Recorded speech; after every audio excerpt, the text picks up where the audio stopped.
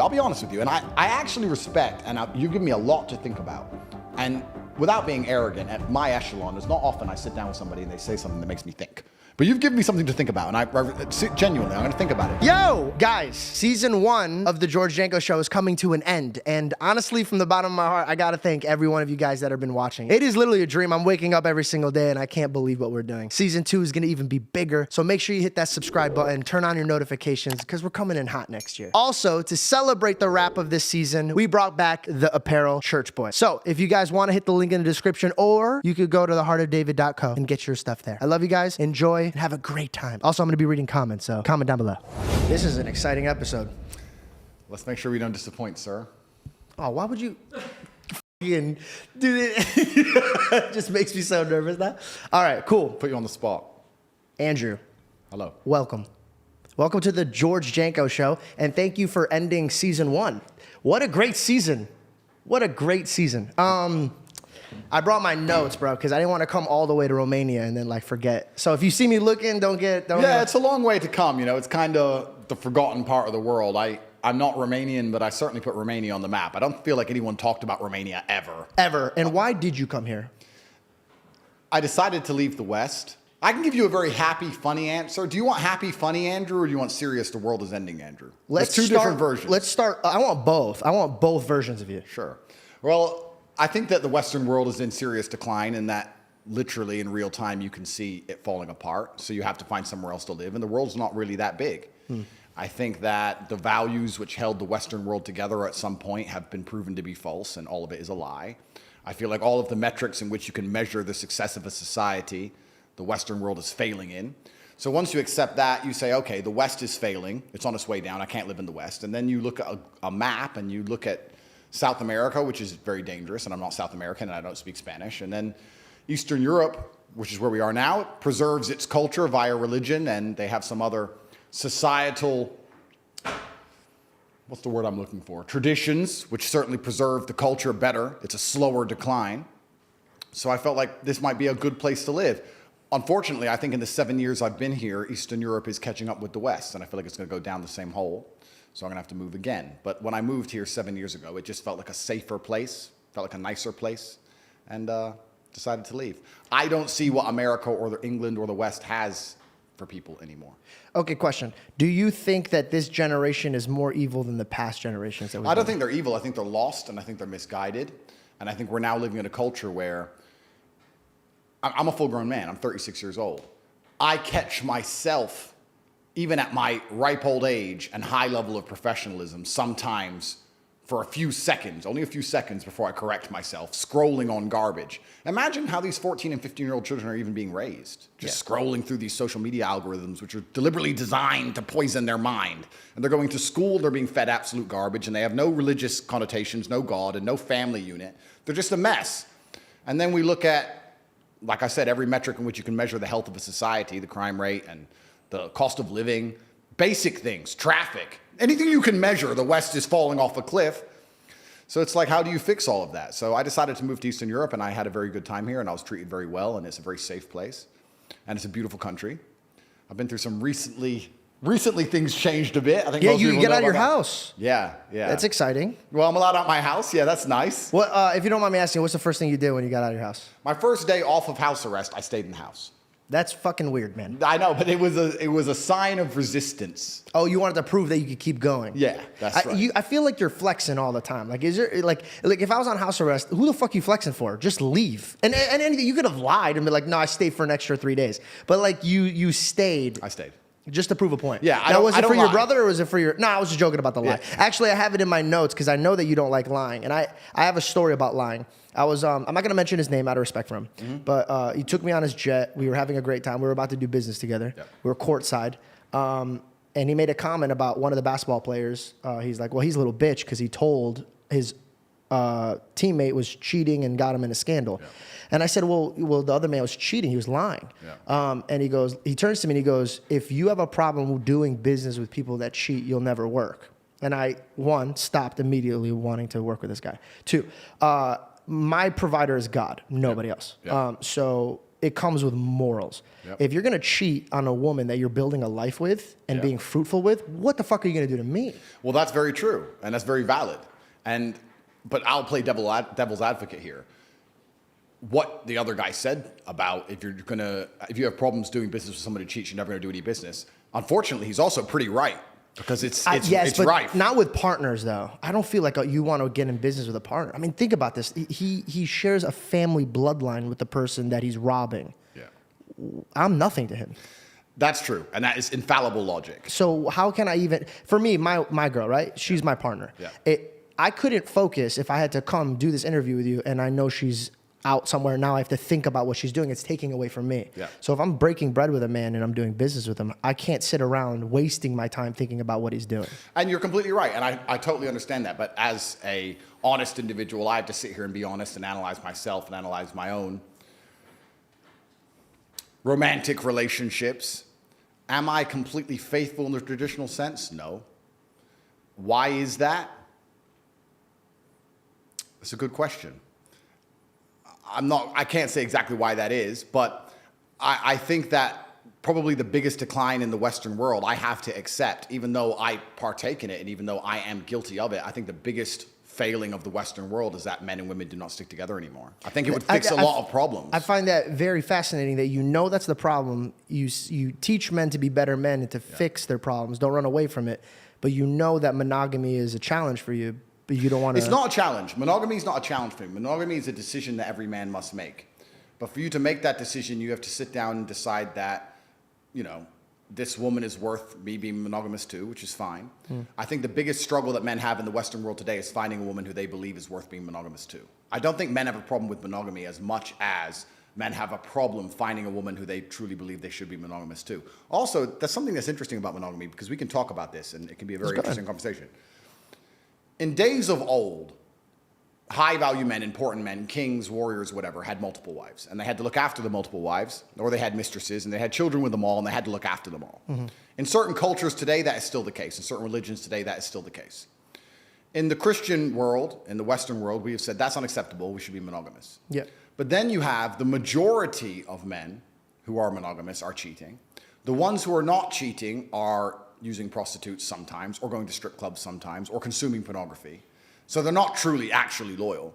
So you've moved the idea of a man having 3 or 4 women he loves and taking care of to a man having 1 woman he's supposed to love and doing a whole bunch of things in secret. You've just subsidized monogamy and you've removed it all towards pornography and degeneracy.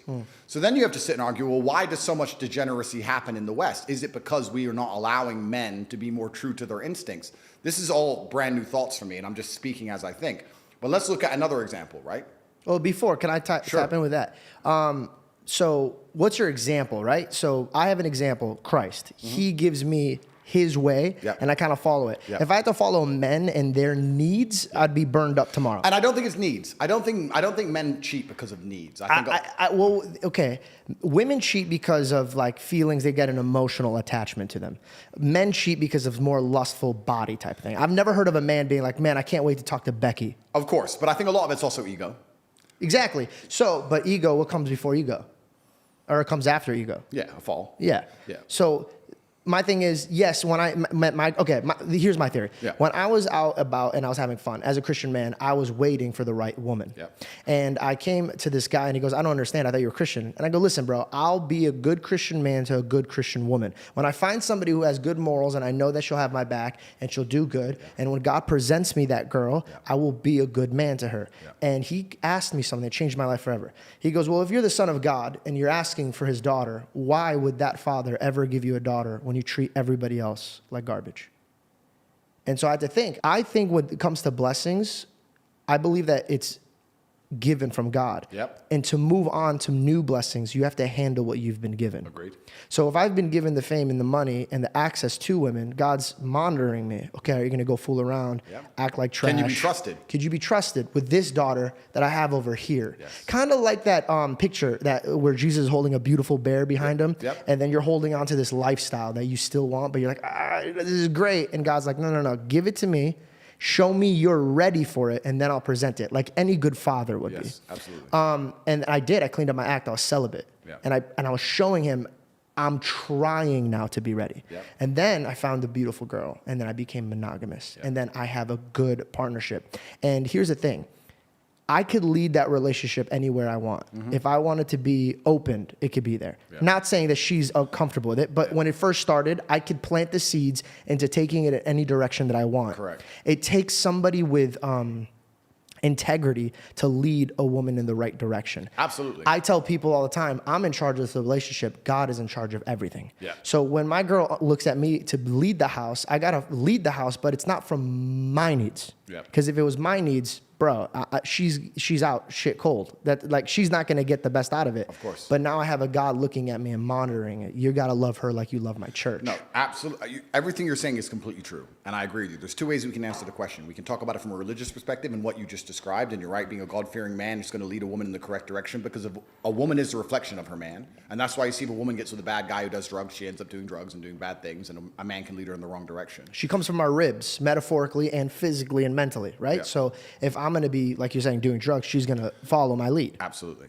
But I'm just talking about it from a societal perspective. I'm making an overall societal observation, the fact that now we have monogamous societies, but because they're not truly monogamous, all of the desire is being outsourced towards degeneracy, as opposed to having a society where a man is allowed more than one wife, for example, and then the degeneracy isn't needed. You don't need pornography and you don't need prostitution if you're allowed to have 2, 3, 4 wives if you're successful. And the point I was going to make earlier is that in certain countries, this is still the case. And I'm just speaking here in generalities. I don't have proof for any of this, but if you look at Russia, right? Russia is a Christian nation. There's a lot of Muslims as well, but it's traditionally a Christian nation. But if you're a very rich, powerful Russian man, and I've been to Moscow, I can assure you, you have maybe 4 or 5 wives. Or not wives, 4 or 5 girls. Yeah. And your wife understands about who the other girls are, and she doesn't really care. Don't look, don't care, don't ask. I have a Bentley, I have a big house, I have the children. He plays around with these other girls sometimes. I don't care, I'm his wife, and that's just how things are set up. That particular man who's very, very rich, he's not interested in pornography. He's not interested in prostitutes. He's satisfied. He has enough for whatever his ego desires or his heart desires. Then you look at the West and you look at the most degenerate things which can possibly happen, which are actually levels above prostitution and pornography. If you look at Epstein's Island, for example, when you have very rich, powerful men and they're told by the public sphere, you're not allowed to have more than one woman, but they don't have God to control them. They're godless. Then they say, okay, well, how can I satisfy myself if God's not restricting me? The society's saying I can only have one woman. I'm not allowed to have 4 or 5, which would satisfy me in some regard for my ego or unhealthy reason or whatever my reason is. So I'm going to end up doing things in private. I'm going to end up doing things in secret. And then you have Epstein's Island appear. So it's kind of interesting. God is important, and God is extremely required to restrict people. But if you take the God out of the element and you only use society to try and restrict the sexual desires of people and tell them they have to be monogamous, you're going to end up with more degeneracy than if men were allowed to be polyamorous and have more than one wife. Does that make sense? 100%. And the reason why I asked you, is this generation more evil than the last? And I wanted to circle back how you said the West is falling apart. Yeah. I believe that it's kind of, and I always go back to biblical references, not because I'm an annoying Christian, but I just like truth. And I notice that truth comes out of these testimonies that I see. Yeah. And the one thing that I've realized with humanity, God or no God, it's your access. Yeah. And I think that's why God reflects the heart. He doesn't reflect your actions. He reflects your heart. Because let me give you an example, pornography. I don't watch porn. Me neither. The reason why I don't watch porn is, one, it's unhealthy. For me, before you carry on, I don't watch porn because it's genuinely uninteresting. Like It's gotten weird. You could put porn on, and I'd be like, Yeah. I just don't get it. That's the thing.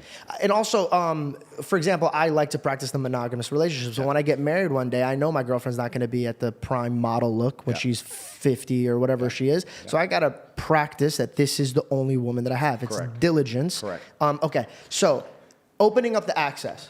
Look at a man who's watching pornography. I fall off the wagon every once in a while. I'm not sitting here saying that I'm perfect.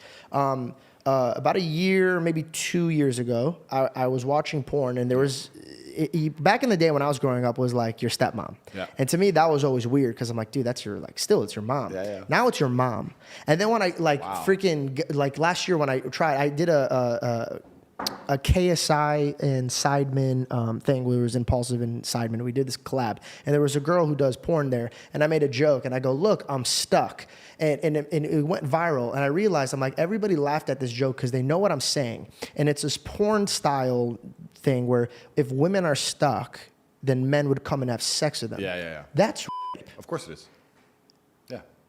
That's Yep. And these men are enjoying this. Yep. So what is this teaching them? That you could take what doesn't belong to you. And I think a lot of the things that they're programming these kids to do actually comes first through pornography, because you watch it in secret and you're not really dabbling with your men what you're watching. It's kind of like a mustard seed that grows. Yep. But then the question is, are they doing it on purpose? This is where you go deeper down the rabbit hole. This video is sponsored by a freaking beast of a product that I absolutely love, electric e-bike. Now, you guys always hear me talking about me riding my electric bikes, but there's a bike out there right now that is the perfect bike for the holidays. Perfect for your wallet, perfect for your entertainment, perfect for literally everything. I'm talking about for traveling, right? You don't want to put it on the hitch. You want something that could fold and you could put in your trunk, take to the beach, take to your mother's house, take it to somebody who likes bikes, but you're like, hey, let me unfold mine real quick, and then we could just ride together. You want one zippy, fast. You want one that has good durability, that's safe when you're riding. You want one that you could take everywhere, anywhere, at all times. Well, that's electricebike.com. Get hundreds of dollars in free accessories with your electric e-bike purchase this holiday, including America's best-selling e-bike, the XP 3.0. Visit electricebikes.com. That is Lectrice bikes.com. If you're dyslexic like me, I'll write it right here for you. Please visit the website. Who's doing it on purpose? Well, there you go. Then you go deeper down the rabbit hole. Okay, let's go deep. Let's accept pornography is bad for a society. Let's accept that to be a fact. It is a fact. It is true. Okay, yeah. So pornography is bad for a society. Okay, why are they trying to destroy the society? Who are these people? What is their end goal? Is their end goal the sexualization of children? Is their end goal 12-year-olds to sit there and watch pornography and want to have sex? Is their end goal to confuse 12-year-olds to want them to try and change genders? Is that their end goal? I don't know. Is that why they take down the country's flag and put up another flag? This is another thing you have to understand. We talk about the Western world being fallen. Do you mind moving that mic towards your mouth? We talk about the Western world being fallen. What even is the culture of the Western world anymore? We have gang signs, and we have frozen food, and we have the pride flag. What else? Like, what even is there anymore that unifies us in any regard? I mean, I'm pretty sure, and I've never tested this, I don't want to find out, I'm under enough matrix attacks, but if you were to burn an American flag and burn a pride flag, you do more time for burning the pride flag. It's a hate crime. So you have to actually then understand is, okay, if this is destroying society, is it being done on purpose? And what is the end goal of it? And who's doing it in the first place? And then it gets really scary. I agree with everything you're saying about pornography, and I agree with everything you're saying about monogamy. I'm just trying to analyze the world and how it actually functions, and how do you fix these things? And setting examples, leading by example. My question to you is this. Let's label this group of people that I want to label so we can circle back to it. What would you like to call them? The Matrix? The Matrix. The Matrix. So the Matrix is there. Do you feel like the Matrix is hyped up using media? Because think about it. When I walk around and I have discussions with people, not a lot of people have the same agenda that the media is having. And I think people are keeping up with it. So do you think they're flexing their power? Let me give you an example. Yeah. God is all powerful, all strong. Yeah. The devil isn't. But what his power is lies. Yeah. So he confuses you.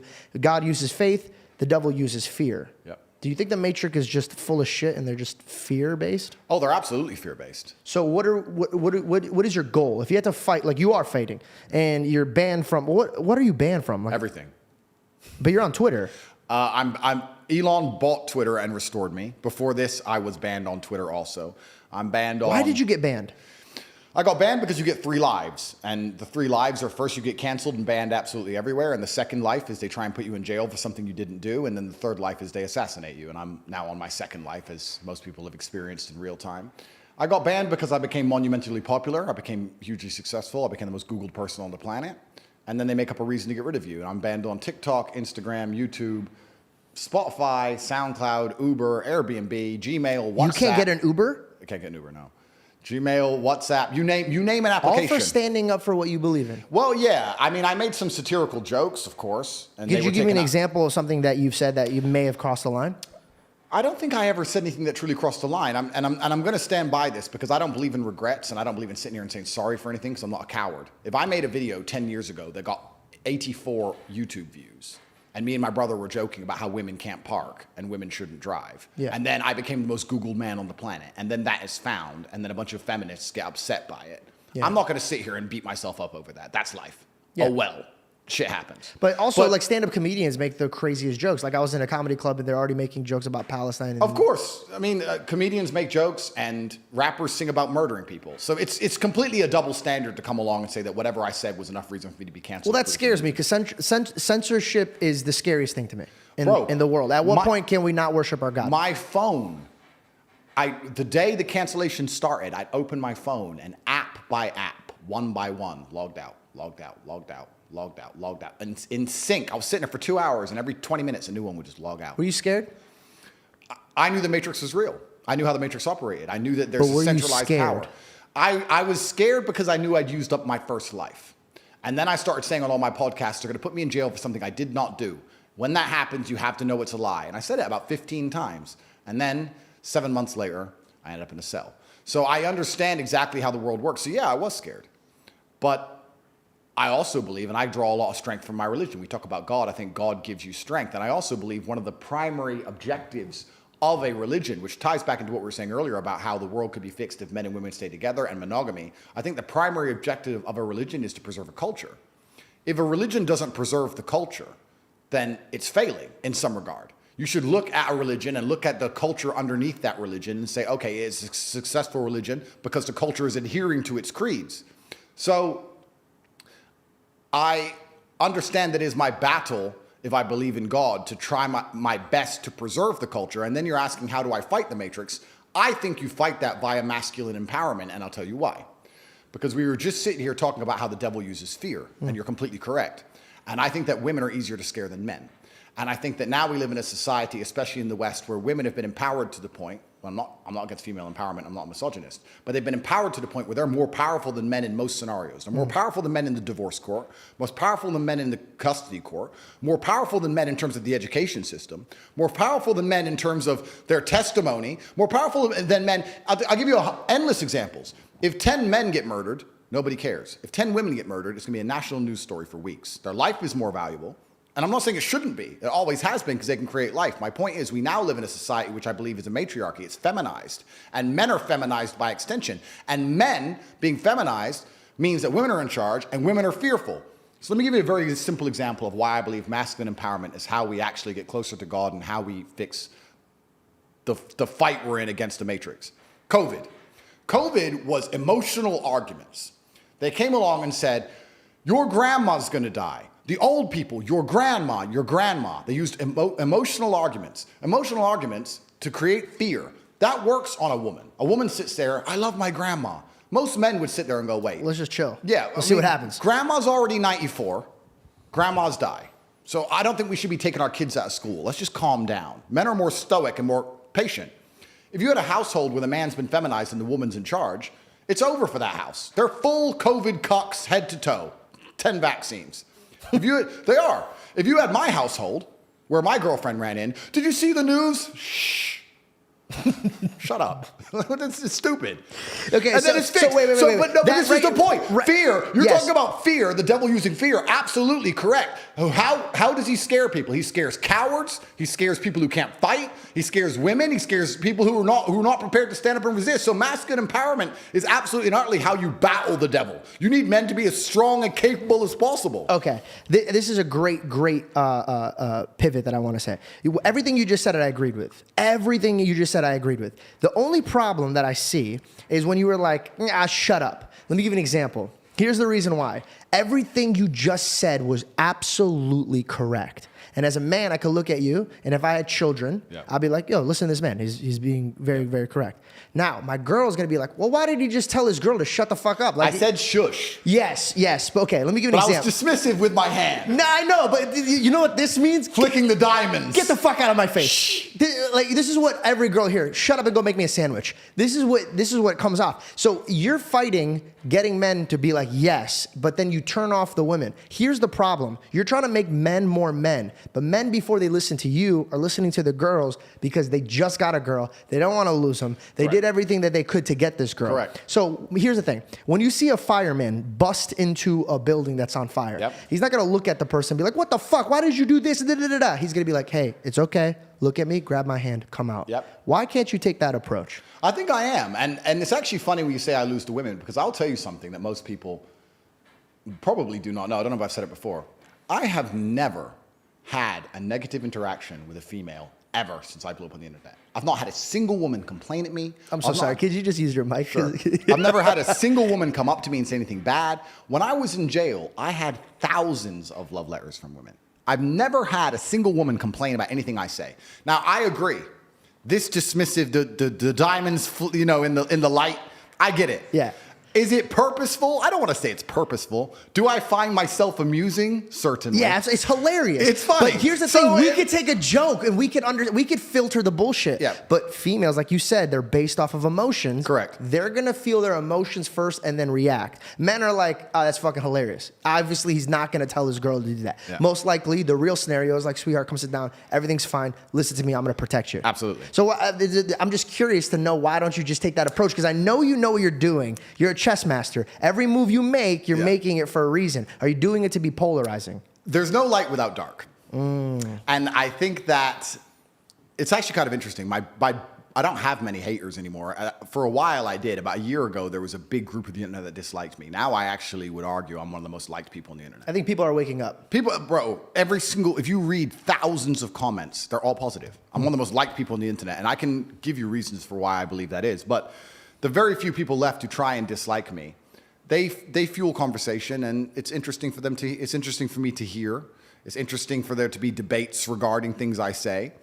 But I don't think I try and be polarizing. I try to be abrasive because I grew up in a world where I was hit very hard by life, and I think life is abrasive, and I think you learn lessons with a degree of abrasiveness. I think if things are too soft and too well explained, you don't learn them. Yeah. And you can apply that to nearly anything, right? You can go driving your car and drive fast, and you can nearly lose the tires 10 times, but you're not going to stop driving like an idiot until you hit a tree. And then you're going to be like, okay, I've learned my lesson. Yeah. So perhaps when I display a point, if I have to self-analyze and answer your question as a professional, when I try and get a point across, if I can do something or say something which is a bit abrasive, I feel like it teaches better. I'll give an example.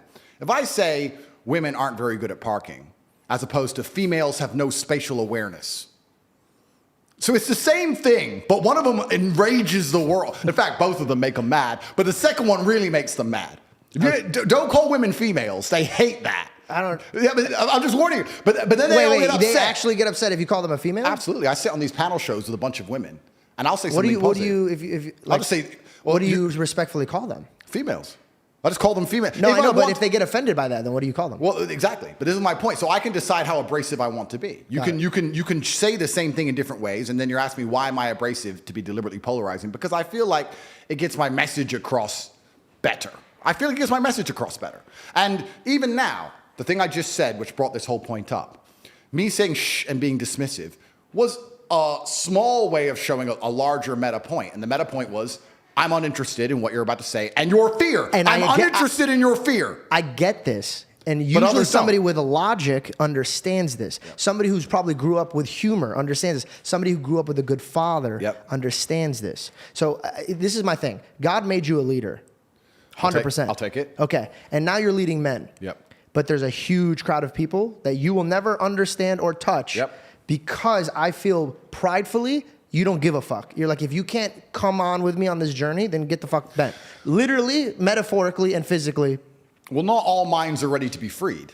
They say it inside of the movie. But which one is valuable enough to be free? Christ saved everybody. He didn't just come and pick a couple people. Absolutely, but you can lead a horse to water, or you cannot force it to drink. And I feel like the reason why I'm now one of the most liked people on the internet, and the reason my comments are so positive, I have to answer that question, is because I feel like I'm heavily leveraged against chaos. The thing is with my brand, I don't entertain. I do entertain, but that's not my purpose. I'm trying to teach people things. I'm trying to give them things. Even the things I sell are beneficial. I have a school that teaches people how to make money online. It's beneficial. If you follow me, you can make money online. You'll start to train and go to the gym. You'll listen to some positive motivational things. You'll feel more motivated. I'll try and guide you towards God. Either one. I'm not even strictly Islam. I believe that if you are a religious person, you're a better person regardless of the religion you choose. Because you have to follow your morals and have boundaries. Absolutely. So all of my messaging is positive. So as the world gets more messed up, I'm leveraged against chaos. As the world becomes a bigger mess, as people struggle to survive to pay their bills, as people become more and more unhappy, as the wars start, all this craziness, people sit there and go, do I want to be entertained by clowns? Do I want to watch these streamers who are clowns? Do I want to be entertained? Or do I want a solution? Do I want some form of stability? Who is saying things which can actually help me, which actually will directly impact my life in real time and make me feel better? And that's me. So I'm not an entertainer in that way, which is why I believe my brand has become so strong and why most people like me. And it's also why a lot of people will forgive me for being semi-abrasive, because I feel like as the world gets more messed up, which it is, people are going to learn some very abrasive, harsh lessons. And sometimes when you've gone through a very harsh lesson, to be given a solution which isn't harsh, you're not going to believe it. To be given a harsh solution makes you feel like, okay, this guy knows exactly what he's talking about. I was on podcast very recently. I don't think it's even come out yet. And I was explaining to somebody, we were talking about depression, which everyone asked me about. I'm going to circle back to that. I have something in my notes for that. Yeah, and I was saying that as a man, your life is supposed to be shit. My argument to this is people go, oh, I don't feel good. I say, good. Your life as a man is going to be terrible the entire time. Who told you at any point, I don't know what the Bible says. I haven't read it cover to cover like I've read the Quran. But I don't think the Bible says you're supposed to be happy all of the time. The Quran certainly doesn't. Well, in Matthew, it says you're supposed to cast your anxiety and depression on him. So life isn't going to be easier, but you could go. Let me give you an example. Sure. When Jesus was walking on the water, this is the example I say. When a storm hits, the storm is still hitting. Yep. But there's a difference from you drowning in the storm or standing above the storm. Absolutely. And I think that you're always going to have challenges and obstacles. Storms are going to come. But I guarantee you, there's obstacles that you could walk through with a smile on your face that another man could fall apart. Absolutely. I've just been through some, and I'm sure I'll have more. What was it? Well, it says in the Quran, just because you believe, you think Allah will not test you. Just because you believe in me, you think you're not going to be tested. I think being tested is a great thing for That's you. how God shows love. Yeah. Because because God's love is a disciplinarian love. It's a masculine love. It's like a father. A father shows love through putting you on the bike, letting you fall over, letting you hurt your knee, picking you back up, putting you back on the bike. That's how a father shows love, and God is the same. Your father used to push you down when you used to be a kid. That's right. And your mom used to be upset about Yeah. this. Let's time travel back to you as a child. Sure. Because I feel like what made you who you are now is based mostly off of how you were raised. Absolutely. Take me back. Yeah, I think I had the best possible upbringing a person can have, which is good parents and no money. I didn't get famous or rich young, which I also thank the Lord for. I think a lot of these people who get famous online quite early, I think they miss out a lot of life. It's not real life. It's not real life. It's not real life. No, I had real jobs and I did real things and I was really broke and I was really on the bus and really trying to pay rent and doing real stuff for a long time. I wrote a line in here, and I think you could relate to it. A poor man is broke. A rich man is broken. So if you're broke, you could figure out a way to be rich. But if you were given everything and you don't know how to manage this life, you're broken and you don't feel like you've earned anything. I've met more depressed rich men than I've met depressed broke men. It's amazing you say that because there's two answers to that. My first one is, I love that you say that because I always say, I'm not rich. I'm a poor man with a lot of money. I always used to say that. And I don't want to brag or anything, but just because I get asked this question a lot.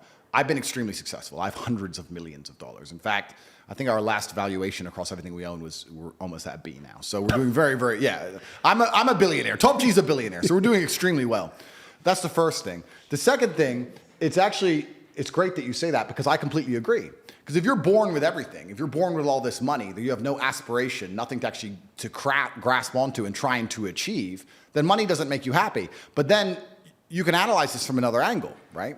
We were just talking earlier, we can always pivot back to who the matrix are, who's in charge. So let me ask you. Do you have somebody that Well, let me ask you a question. Okay, go ahead. If you're born into a dynasty, let's say a banking dynasty, and you're born a billionaire, and you have everything you've ever wanted ever, and money has absolutely no value at all, and a brand new Ferrari doesn't mean a thing. You could buy one every 10 minutes for the rest of your life. And money doesn't make you happy. What's the one thing that's going to make you happy? Controlling others. Controlling others. Power. Yeah. Ego. So then you sit there and start looking at things. Because and going, games become real. Absolutely. Yeah. So now you're like, okay, well, money doesn't satisfy me. What makes me feel important? Especially if you're going to add in. Let's add in another angle to it. Let's imagine you falsely believe, because it is falsely, that you're somehow genetically better than others. You're from this lineage. You're better than the other people. And the other people, the serfs and peasants, are struggling for money, and you have unlimited money because you're so smart and your family's always been so smart. You'll have haughty eyes. Yeah. So then you're going to sit there and go, Well, why did they make people put on a mask when they walked in the restaurant and take the mask off to eat and then put it on to go to the toilet and then take it off to eat and then put it back on? Because I have a I'll tell you theory. why. Because it's funny. You to think it's these just people. because it's funny? Because it's an ego. Because it's ego. I thought it was the power. test to see how far they could push something. Compliance tests. Yeah. Which is the same thing. So when you really understand that people who are in charge of the world are completely, like you said, broken. There are broken people. Money can't satisfy them. People said, I keep referencing COVID, and I do that because it was something tangible that everybody lived through. That's a very easy one to reference. This is actually, it's a bad thing that could work in your favor because now they could relate to you. Yeah. Did you guys know we do live shows? Well, technically, we've only had one real live show, and it went amazing. Thank you, thank you, thank you, thank you. And next year, we're gonna be doing so many more. If you want me to come to your city, text me here, this number, so I can know where to go. I'll be like, oh, look, Chicago, or oh, New York, or oh, Minneapolis. Okay. Enjoy the show. They went through that. Yeah. So it's hard to explain to a broke kid what a rich kid goes through, or what a broke person goes through. So this is actually a huge blessing. Do you think that COVID and people's frustration on what happened to them link them to understand your theories more? Oh, absolutely. A lot of, when I was saying during COVID about the Matrix, everyone called me crazy. And by the end of COVID, a lot of people were like, Andrew, you nailed it, day one. Because I don't think many people understand, because I wasn't nearly as famous then, but the videos exist on the internet. Me and my brother were the kings of COVID. Everyone else now understands it was garbage. Everyone else talks tough. Everyone else has their story about how they went out during talk COVID. now. But you're tough now. On day one of COVID, day one, when they still had the people falling over in the street in China. And what was that? That video? Yeah. They're just running in the street and dropping dead? Yep. When the Italian hospital was overrun, day one, my brother and I sat down and had a conversation in our war room, our cigar lounge, which was very similar to this. And we sit down and said, if this disease will kill people like you and I, military-aged males, then the world is over. It's zombie apocalypse. So what are we going to do? And we sat there and decided whether we should hide as long as possible or if we should just go out all guns blazing. So we decided to go out all guns blazing like heroes. This is all documented. It's on video. And day one of COVID, when everyone else was afraid, we flew to Sweden because it was the only open country. And we spent the next 4 months. Ironic. Yeah. Because who lives in Sweden? Very strange. We spent the next 4 months in Stockholm in 6 nights a week in nightclubs with Swedish chicks partying while the rest of the world was locked in their house. Nobody talks about this. Nobody talks about the fact that Sweden was open, no restrictions, you could do whatever you wanted, nightclubs were open, everyone was partying, everyone else was locked up, not allowed to go to funerals. We were literally in parties all day, every day. I didn't even get sick, didn't even get a cold, and it was cold outside, didn't even get the sniffles. So we beat COVID, we won COVID early. So even after this experience, for the next 2 years of COVID, I'm trying to scream at people, listen, wake up. And like, oh, yeah, they wouldn't just put it on the news. They wouldn't just lie to us and try and scare us all for no reason until you understand the good and evil in the world and you understand that's how the devil actually operates. But the point I was going to make earlier about talking about how these people are broken and money doesn't satisfy them, people often say, COVID was just for money. And I say, that's actually a very optimistic view of the world. It wasn't just for money. It was for something far worse. They have money. They print money. Yeah. They make money. They are the money. When I found out about I just learned about how they print money. I literally could not believe it. Oh yeah, money's not real. For 3 days, I'm sitting around, so I'm like, what the fuck is this? So they could just print this shit? Money is not real. It's not real. They just print it. It's not real. Fair. Please continue. Yeah, so money's not real. And I say that to people. And they go, So what it's do you not mean? about money. No, it's not about money. So what's it about? It's about power and control. Yep. Because when you get to a certain level of wealth, and I'll talk from my own personal experience, I want people to understand I come from the lowest possible socioeconomic background. I come from a single mother household. My father and mother broke up when I was 9. I lived in Luton, England, which is the worst town in England. I grew up and went to a school with a 3% pass rate. Everyone around me was stabbing each other and selling drugs. I thought you said your father was one of the best fathers you've ever had. He was. But my mother and father broke up and he stayed in America and I moved to England. And he wasn't financially successful, but he taught me other lessons. Gotcha. And I'm glad he didn't give me money because I think that a harsh upbringing and a harsh life makes a man a man. I don't think you learn a lesson any other way. But I come from the absolute bottom. And now I'm up at a position where we have a very large empire. A lot of it is shadow. Most people don't know what it is. But even our overt things, even our university and things that are online are turning over $15, $20 million a week. So we're doing crazy sums of money. So I've been from the absolute bottom to the absolute top. I've seen it all. And once you get past a certain level of wealth, once you get past a certain level of money, but then you understand what money is, right? So we say about money not being real. Money is not real from a governmental perspective because they just print it. It's nothing. But money is truthfully the stored time and energy of other people. If you have money, you have stored time and energy of other humans. Because people are hourly rates. That's right. Because I can take that money and make someone else use their time and energy for X thing. Got it. So it's a different version of slavery. Absolutely. Because if I'm going to come along and say, you're no longer my slave. As my slave, you had to work for a house and a car. You're no longer my slave. In slavery, let's actually look at slavery. Slavery began that way. Yeah, and slavery said, you work on my plantation, I give you somewhere to eat. Or I'll give you my daughter. Yeah. This is how people would work. And that's why they were like, oh, your Bible believes in slavery. I'm like, slavery was different. It wasn't like, there was bondages. Yep. And there was slavery. That's why the Egyptians, that's a whole different type of slave. Yep. But the origination of slave was like a debt. I'm paying you a debt. Yep. Completely. So let's look at even American slavery, the slavery that most Americans understand. You're going to work for me. I'm going to give you a house and I'm going to give you food and you're going to stay here and you're going to work. Slavery is abolished. So now what do? You're going to work for me. I'm going to give you that. I'm going to give you some money. And that money is enough to only buy you a house and some food. We've just put money in the middle. Now, if I can make you do whatever I want for money and I can print as much money as I want, you're my slave. Because I can print it from the sky and you need it to live. So you are my slave. Money's not real. So I have all of this money. I have the stored time and energy of other humans. And once you get past a certain level of wealth, you understand, which ties back to COVID, that you're not interested in money. What you're interested in is people. It's always been about having good people around you. You want a beautiful, doting, loving woman who's obsessed with you. You want good brothers who will stand by you and make you motivated. You want bodyguards who are going to protect you. You want people. And then you want to look at it further down the rabbit hole. You want to get more sinister. If you've been born into a lineage or a dynasty or the people who control the world, you want people, you want robot people. You don't want to be spoken to disrespectfully. In your empire, in your podcast empire, right? You now have a podcast. Would you allow a member of staff to come along and say, this is bullshit. I don't like how you do this. This is shit. You're shit. Or would you fire him? I don't know if I would fire them. I would first try to teach them how to behave. And if they didn't listen? They're out. Absolutely. So let's imagine you ran a country. Okay. All right. Let's imagine you ran the world. And then let's imagine there's this guy called Top G who sits down there because the most Googled man in the world for telling the world that COVID's a lie. And you're making everybody run around and do everything you say. You're going to allow that person to get away with it? And now you start to understand, that's how the Matrix operates. So the people who are broken, raised on money, are so obsessed with power and control, which explains a lot of the society we're in, because they don't look up to God. These people think they are God. So that's the biggest fall. And they're trying to make robots of us all. They're trying to enslave us. You know what bothers me more than anything is when I walk into an establishment and the person who's working is like, go to there, and they point at a machine. What breaks my heart is that machine is going to replace you. Yep. And you have no idea. Yep. So you've gotten in a place where the person above you is encouraging you to be replaced. That's like, hey, see yourself out, legitimately. Yep. See yourself out. But people don't think. They don't, and they absolutely lack perspicacity. And then you go further down the rabbit hole because, like I said, there's layers to the rabbit hole. I don't know how Alex Jones you want me to go, but he's right about a lot. All the way. He's right about a lot of things. So you're an Alex Jones fan. I like a lot of the things he says. And I'm not saying I agree with everything he says, but a lot of the things he says have been proven to be absolutely true. You know, you say conspiracy theorist. Nowadays, that just means you're ahead of the curve, unfortunately.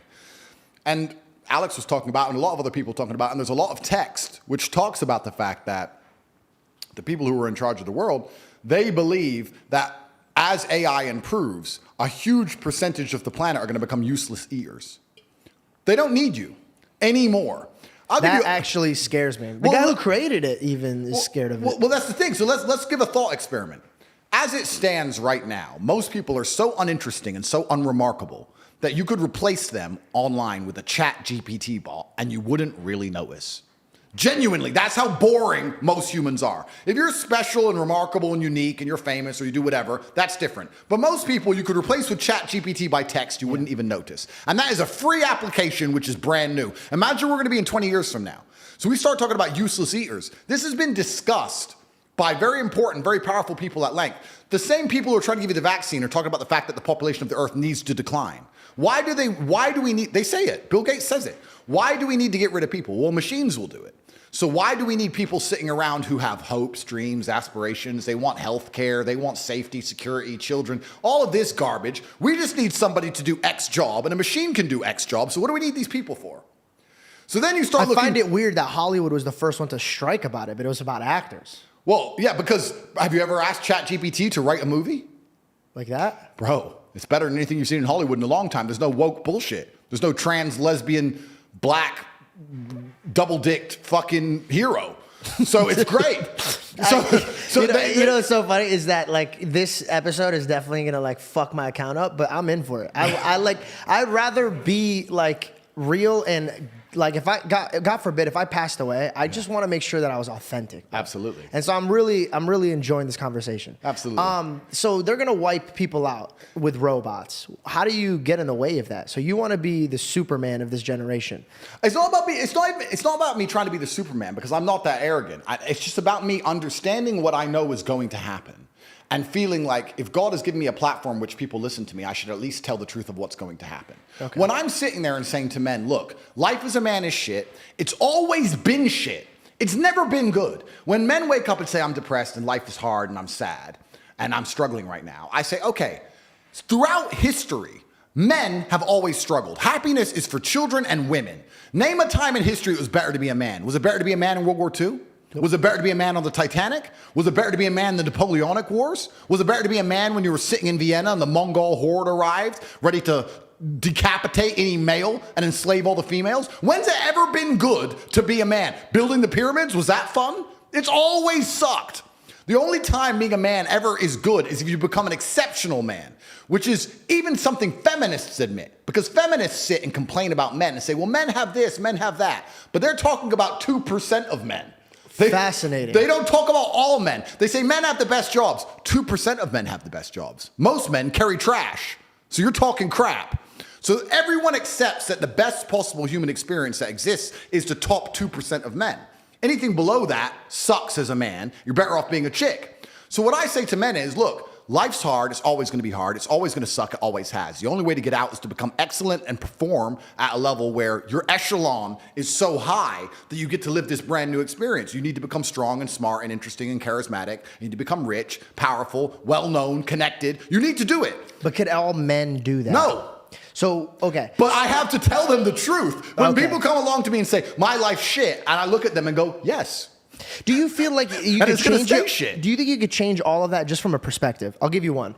I am happy all the time now. I was in a bad place because I realized I was just focusing on bad things. And I was being a pussy and not fixing what I needed to fix. Once I fixed what I needed to fix, I started focusing on the good things in life. Like today, I'm sitting with Reed, we're having breakfast, and I looked down, and we had a buffet, and I had a crazy amount of plate, like just a crazy plate. I took a video of it. And I looked at him and I go, do you realize even the greatest men 1,000 years ago wouldn't be able to have all of this decorated on their plate? And we throw this out. Very so true. it's perspective. Agreed. So do you think that you need to make more rich men or more rich in the heart men? That's a very good question. And when I say rich, I teach financials because I think financials are important. It's a tool. It's a tool, and you have a responsibility to take care of your family. So I think that as a man, your happiness comes from feeling respected over feeling loved. And the reason perhaps you're happy now is because you have more respect for yourself because of the decisions you're making, and you have self-respect.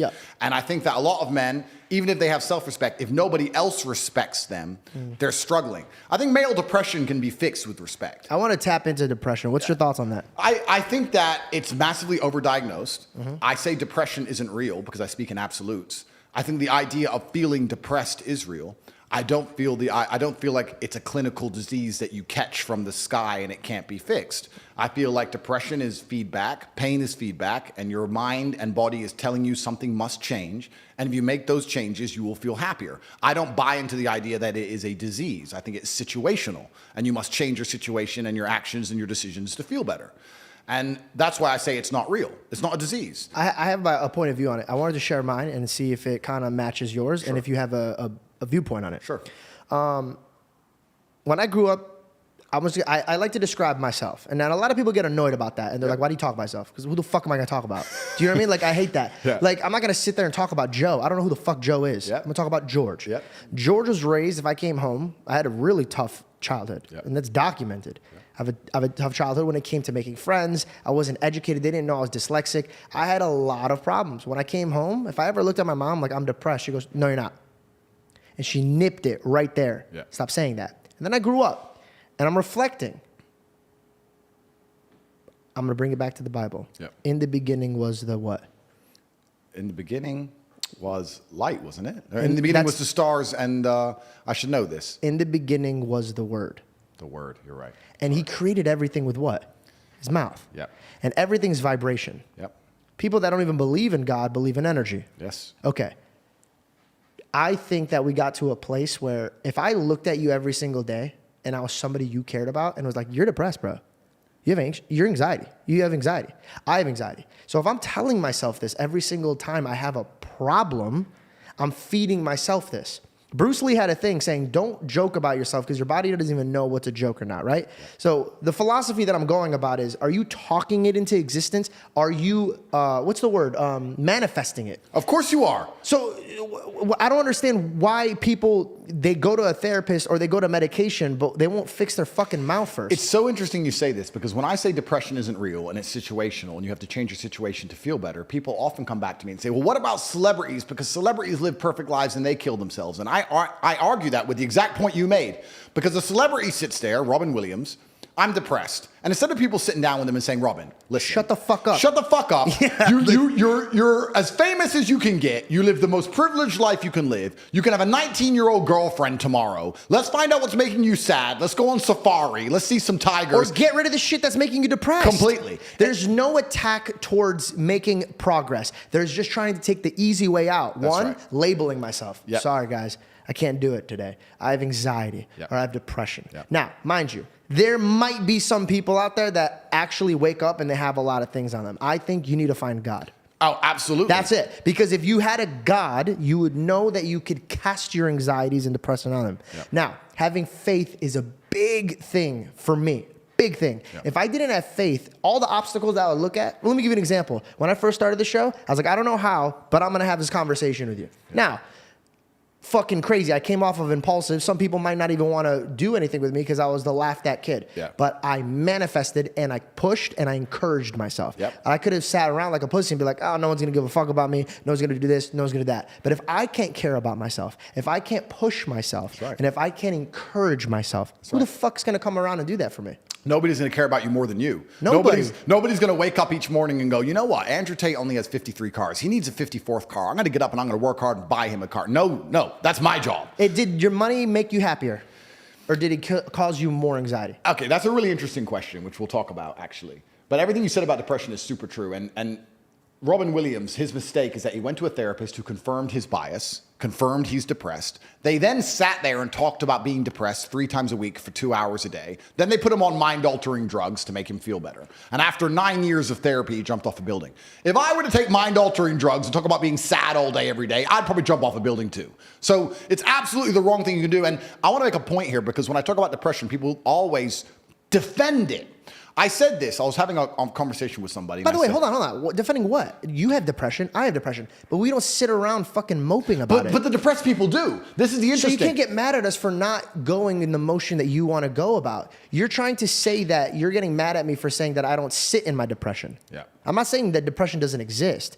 I'm saying that I'm not giving it flowers. Everything is a mustard seed. Yeah. If you water that bullshit, it's going to fucking grow. What I don't understand is that the reap and sow is everything that anyone does. But people will reap one thing, and then when they're sowing this bullshit, they'll be like, wait, why did I get this? Why did I get this? Yeah. I'm like, because you were fucking, you planted this crop, but every single day you were talking about that crop. Yep. Absolutely, completely true. And I said this many times before. I don't believe in things that take away power from me. I don't care if depression is real. I don't care if I'm wrong. I don't believe in something that takes away power from me because I can't become depressed if I don't believe in depression. And that allows me to shield my mind from the idea of being a depressed person. I can feel depressed temporarily, but I can never become a depressed person because it doesn't exist. You can lock me in a Romanian jail cell for 93 days with cockroaches. I will not be depressed. I will feel a little bit sad, of course, but I will never become a depressed person because I don't believe in it. And when I say this, depressed people are like, no, depression's real. It's ruined my life. It's taken everything from me. Depression's real. Depression's real. I said, you sound like it's promotional team. You sound like it's their PR God. team. It's their God. They're worshiping it. You're worshiping it because it gives you a cure-all excuse for your monumental failures, as opposed to waking up and going, you know what? Maybe I'm a fuck up. Nothing to do with depression. Maybe I've just been fucking up. Maybe depression isn't real and I've just been fucking up and I should fix a few of these things. What have I been reaping? Absolutely. And you'd be amazed how depression will lose power over your life and lose its ability to destroy your life if you stop giving it so much respect and just wake up and say, let me fix X, Y, and Z. What can I control? Let me clear, just in case there's some people that might not catch up to our speed. I do not believe that some people, sorry, let me rephrase this. I believe that some people are depressed every single day, but I believe that their steps into fixing that is one, first and foremost, find God immediately.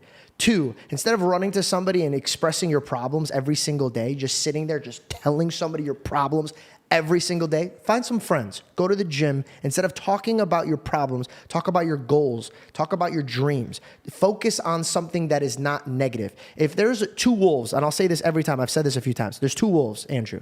One's chained up in the dark. One's chained up in the light. Which one lives? Yeah, absolutely. The one in the light. The one you feed. Interesting. So I could feed the one in the dark all day and it's going to live. And the one in the light's going to die. Correct. What are you focusing on? Correct. So I'm not saying that if you're depressed that it's in your head. I believe that you're putting it in your head. And I believe that you could fix this by your mouth. Start by taking actions and taking accountability for what you are saying. The people that are jacked go in the mirror. It sounds stupid, but it's true. Bro, look how fucking jacked I'm getting. Look how jacked I'm getting. And guess what? They start getting jacked. Why? Because they're motivating themselves to get in the gym, eat healthier. They consistently talk about their body, so when bad food gets put on their table, they're like, nah, I don't want this right now. Yep. It's all about your mouth. Your tongue is the sharpest thing in the world. And then we use that in the adverse, right? You can use that the other way around. This is why I answered the light wolf, because I believe that... Your mind is focused on it. Absolutely. But let's use it the other way around. So you can speak yourself also positive, which we know, but I think there's a mistake that a lot of people make with that. A lot of people are obsessed with the idea of happiness. And especially as a man, I think that happiness can actually be a very destructive motivator. And when men sit and say, I want to be happy, I want to feel happy. To feel happy, a lot of the time, you're looking for temporary hedonism. To be happy, you want to get drunk or take drugs or do something stupid temporarily, and it's very short-lived. I think you should instead be looking as a man to say, I want to feel proud. If you choose pride over happiness, you're going to make decisions that you're proud of and that people around you are proud of, and it's going to be better for yourself and better for society and better for everyone who loves you, everyone you care about. I think that's the first thing you said that I disagree with. You disagree? Completely. I think the best thing a man can do is wake up and say, what can I do that's going to make me proud of myself and other people are proud of me? Let's get into our debate. Let's do it. Okay. I believe that pride will always be the downfall of you. In fact, God calls it an abomination. If you stand before God and you search for anything in your heart and you take pride in it, you're saying that you did it, not God. That is my argument against that one. Two, happiness could be today. It's all perspective. Yep. If you look at a tree, you could look at it and be like, oh, me and my dad used to pick apples from that tree. Or his father hung himself in that tree. Yep. It's the perspective. So anything could be changed in a perspective. So if you ask from God's perspective, and God used to walk into the room and say, shalom, peace be upon you. Yep. So I believe you could enter peace. I believe that you could only find peace when you welcome God into your life. Now, it might sound like a crazy nutcase that's a religious man, but I truly believe in all of my heart that money will never give you peace. Yep. I believe love will give you peace. Love comes from God and the people that are around you. Your mother gives you peace. Your father gives you peace. You can't buy that. And if you ask God for 5 things, only 5 things, Andrew, your Bugatti wouldn't be there. Absolutely. But your brother would. Of course. So you come into the world with peace and love. So but you don't think pride is one of the biggest motivators of masculine excellence? You don't think No, because once you achieve it, you want more, and that's where it gets Of course, dangerous. but you do not think Mayweather decided he wanted to be proud of himself by beating Why everyone? Would you don't think Mayweather? What, so you could have money and then just pick on YouTubers and box them? Of course. I'm not insulting Mayweather, or good or bad, but actually, I might cut that because it might jump me. So Michelangelo. Okay. He cut his ear off. Okay. Artists, Da Vinci. What I'm saying is some of the most beautiful works of art, some of the most gorgeous cathedrals, some of the most beautiful churches you will ever lay your eyes on were done because a man felt proud of his work. Feeling pride in yourself. But what happened to that man? Being of course, but being prideful. So you're looking at the art and you're trying. That's pride. You want everybody to take pride into you. But guess what, Andrew? Right now, if you died, regardless of all the work you've done, regardless of all of everything that you put in, I'm a better man. Reed's a better man. DaVinci's a better man. I forgot your name. I'm so sorry. Bailey. Bailey's a better man. All these guys are a better man for 2-3 generations. But when you die, you have the same grave of a man that you hate because time moves on. Of course. Everything collects moth and rust. Yep. So what's the point? You don't think God can give you pride in yourself for doing the right things? I think that you could find joy in it. But again, everything has its time. So you take pride in your art. But at one point, all those artists became crazy, bro. So what's the fucking worth of it? Okay, I understand that. So we can look at it a bunch of different ways, but you just talked about a man looking in the mirror and being proud of his body to motivate himself. That's pride. Absolutely. Pride to an extent, right? Pride to an extent. But if it's your motivator, that's the problem. Everybody needs a certain type of emotion. You need fear, but you're not going to live fear throughout your whole life. Of course, but we have our default emotions that we seek, and this is the point I'm making, because when I talk to people, I think we all have our default emotions we seek, and depressed people, their default emotion that they're looking for is sympathy. They want sympathy, either from themselves or from somebody else, and they always have a sob story. It's always about how hard their life was, and they did drugs, and blah, blah, blah, and they want everyone to feel sorry for them. They're searching for sympathy. If you're the kind of person who searches for happiness, whether male or female, in my experience, people who search for happiness end up doing hedonistic, temporary, stupid things. When I find men who search to feel proud of themselves, I want people to be proud of me, and I want to be proud of myself, and I want to be respected. They often delay happiness. They often go through very difficult things and build things which are beautiful or build things which are difficult to do. They often go to the other side of fear to feel that pride. I did it. I faced my fear. I did it. Yeah. So I think as a man, searching for pride or searching to feel proud is a pretty positive mindset for masculine achievement. I understand what you're saying from the biblical sense. I actually understand what you're saying. Yeah. But I just say, if you were to take a man and say, how would you make your parents, your girlfriend, and yourself proud of you? I agree. I just don't want it to be the driving vehicle. And that's the only thing I care about. I just don't want it to be the driving vehicle, right? And then I have to sit here and analyze myself. Is pride the driving vehicle for me? Like, why do I even... 100% Why do I even do what I do? Like, do I feel proud of myself when I awaken people to how the matrix works? Well, yes. But is that because I believe I'm helping them, or do I just feel happy in and of myself? Why do I own all the things I own? Why do I want all the things I want? And it's very interesting you asked a question earlier before we got down this point when you said, has money made me happier or made me more anxious? And the answer to that is both. I think that you're certainly anxious when you have an empire because you understand how difficult it is to maintain, especially in my position, right? I've been hit by DCAUT and FBI and all these huge federal agencies are trying to take everything I've ever worked for. And from your loved ones that you're leaving from my for. loved ones, all the money I've ever made. It's actually a very difficult, precarious situation to be in. And even if you ever get to the position where you pay yourself $500,000 every single morning, you get concerned with, am I still going to be able to do this? Then the money ain't making you happy. You're working so hard to make sure you'll always be able to pay yourself that money that you don't even spend, that you don't even need. That's the pride thing I was trying to tell you about. Of course. So but this is how you hold on to things. And it's a stomach that keeps needing. It does keep needing. You're completely right. But that's also how there's no light without dark. The stomach keeps needing. Completely agree with you. But that's also how I managed to propel myself from here to here. And I'm going to go want to beat this garbage even high. So I agree with you. Gas. It's my gas. Yeah. My gas is. And then, so there's anxiety attached. Did that change when you got a daughter? I think in some ways it got worse because there's anxiety attached to my money. But the true happiness that I get from my money is the fact that I can give people I care about anything I want. You could set them free. I can set them free. Yeah. So I said this even to a girl I was dating. I said, you're happy all the time. And I love that because I'm stressed. And I'm not complaining about being stressed. I think the masculine role is to wake up stressed. I wake up stressed. I wake up and I've got a bunch to do, a bunch of people to talk to, a bunch of money to make, etc. I'm stressed. I'm not miserable, but I'm certainly concerned all of the time. I'm focused all of the time. I'm always busy. I have a lot going on. I'm never relaxed. I'm never at peace. That's not who I am as a person. Do you think people confuse stress with depression? I think so. And I think that you're supposed to be stressed. That's what I'm saying. So maybe they feel what you're feeling, but you've said that it's stress, which is good. You need stress. You need to have your back up against the wall, or you're going to be a lazy fuck. Or you won't do anything. Yes. Absolutely. But people might think that emotion, because they feel that emotion, that stress that's on them, and then somebody comes out of the woodwork and be like, oh, that's depression.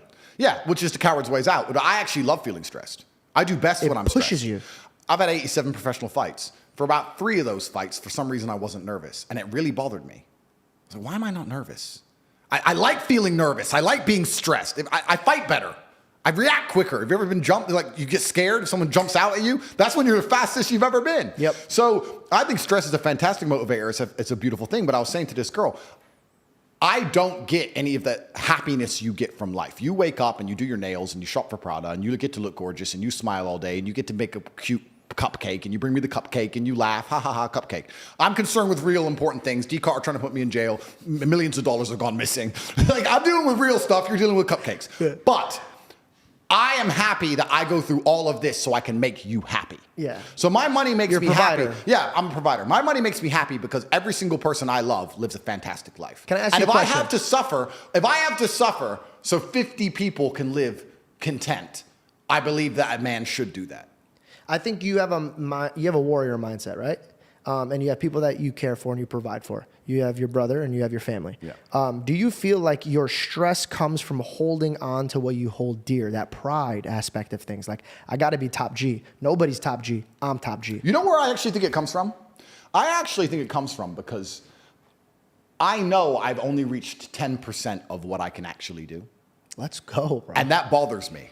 And no matter how much money I'm making or how most Googled man alive, whatever, I can still identify the inefficiencies in my systems. I can still identify where more money could have been made. And money isn't that important. But like we said, money is a very simple way to measure success because it's numbers. Numbers are easy. Yeah. This number, that number. It's easy. What does a company do when it wants to measure the success of a company? It looks at the numbers. What does a YouTube channel do? It looks at the numbers. Numbers are easy. So if you're going to say, how do I be successful in life? Money's not everything, but it's a nice, easy way to measure because it's numbers. And then when you understand it's the time and energy of other people, you sit and go, okay, well, I have this large empire now, and I have all these people who work for me, and all these people I love, and all these people I care about, and all these children, and all this going on, and the world is getting more and more messed up, and everything's on a decline, and everything's being destroyed, and a certain number of people are going to become useless eaters, are going to be eradicated, and they're going to try and lock us all in our 15-minute cities for the climate or some garbage. That's coming in no time. How do I combat and fight all of this and protect all the people I care about? Well, I need the time and energy of others. I need an army, so I need money.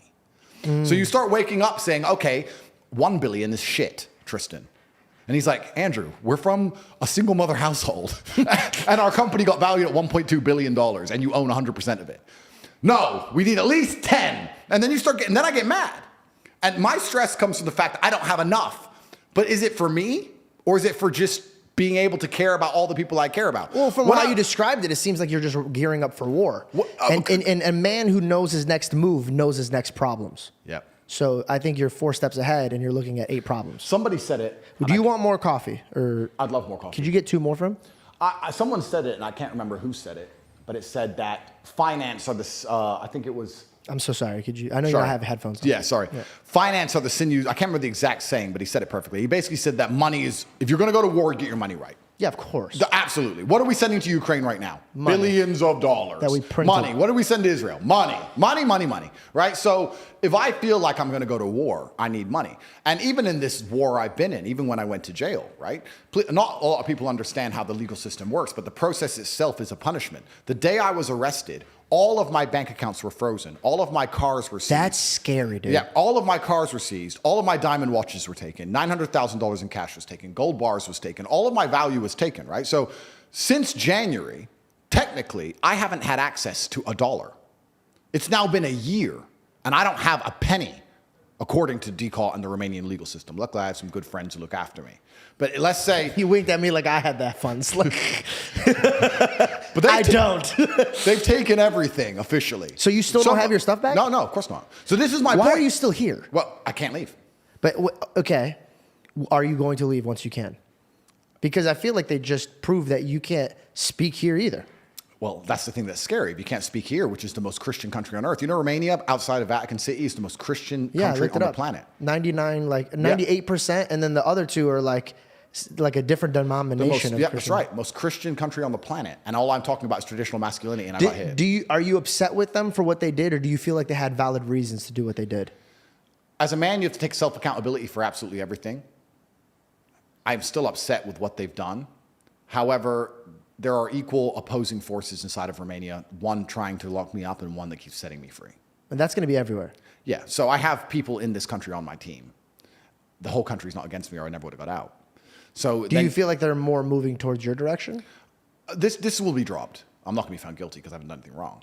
But and if you don't mind me asking, what did they try to pin you for? They accused me of human trafficking. They accused me of using the lover boy method, which is convincing girls by being nice to do a job to take the money from the girls. Because I told 2 of my friends who are girls how to get big on TikTok.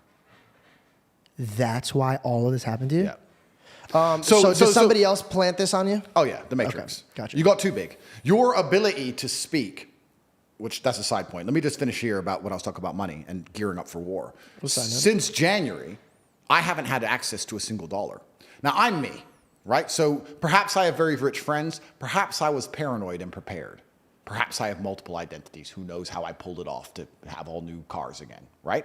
But most humans could not survive getting grabbed from their house in January, all of their bank accounts frozen, every app on their phone taken away from them, their passport seized, thrown in a cell, and then taken out of that cell, locked in their house for 5 months. And then even when they're allowed out the house, they still don't have a dollar. How do you pay the rent? How do you pay the bills? How do you feed people? And this is what's actually interesting, because when I was in jail, my number one concerns were not for me. My biggest concerns when I was in jail was for everyone I care about. Yeah. I'd get my phone time, and I'd be on the phone like, okay, and they're like, what's going on? What's going on? I'm like, listen, we only have 5 minutes. Let me make sure you get paid. Is this paid? Yeah. Are you okay? Do you need this? Do you need that? I just spent all my time trying to look after other people from a prison cell with seized bank accounts. Did you think you were going to come out? No. I thought I was there for a very long time. I thought I was stuck. I thought it was over. I was sitting there talking to people who were there, been there for 4 years without trial, my friend. Everyone around me had been there for years without trial. When you were put on house arrest, yeah. Was there any moment that you cried from like happiness? It was like, I'm out. I can't believe I'm out. I never cried from happiness. And I never cried from sadness, because I think crying is an act in and of itself. To cry is to sit and cry. I didn't do that. I did have tears run down my face. Hey man, that's crying. No, it's not, because I was busy.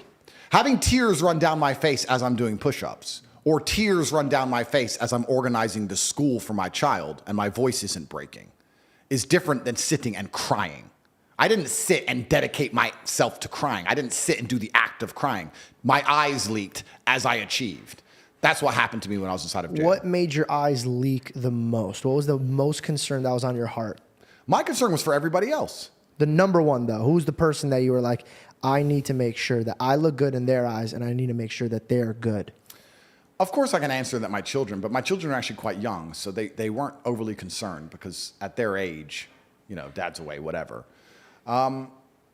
I'm not entirely sure. I think it was just an overarching view of everything. And I felt a frustration because I had built this monumental empire and it got seized from me, which is a whole nother conversation we can go down when you talk about ownership and property and how the matrix works. You don't own anything. Well, you never do.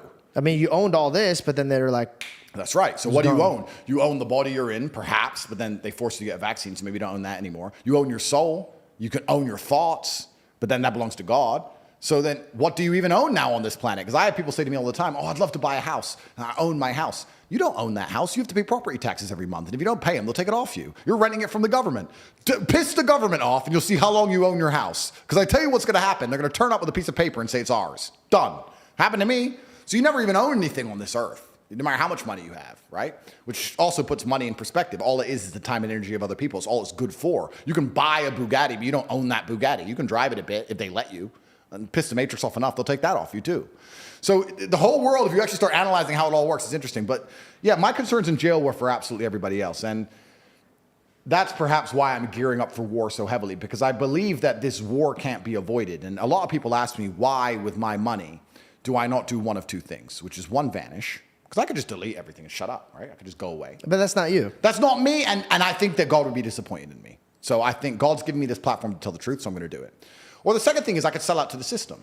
I could cut. It's also not you. It's not me. I could sell to the system, say what they want me to say, promote the things they want me to promote, sell shit to kids, be a piece of shit, and then they'll let me live. But then you just remove the only thing that you do own, and it's your soul. Absolutely. And you don't want them to take that away. No, exactly. I need to keep something. Yeah. So it ain't worth giving that up for a bit more money, because I have unlimited money anyway. Yeah, but plus, every time you swipe that card when you're gone, you're like, fuck my life, dog. This is anything. Oh, completely. What do you have if you don't look in the mirror and be like, yeah, I did the right thing? Then what do you even have? Oh, boom. Not pride, but integrity. Okay. Well, we could link the two. You look in the mirror and be proud of yourself. But it's interesting. No, but it's interesting the points you've made. It's given me something to think about. It's certainly true. But that's why I'm gearing up for war so heavily, because this war, when people ask me why I don't try and avoid it in the two ways we just described, I don't think most people understand that this war is coming for everyone. It can't be avoided. You're either going to become someone like me who's fighting against it, the counterculture, or you're going to buy into it and be a victim of it.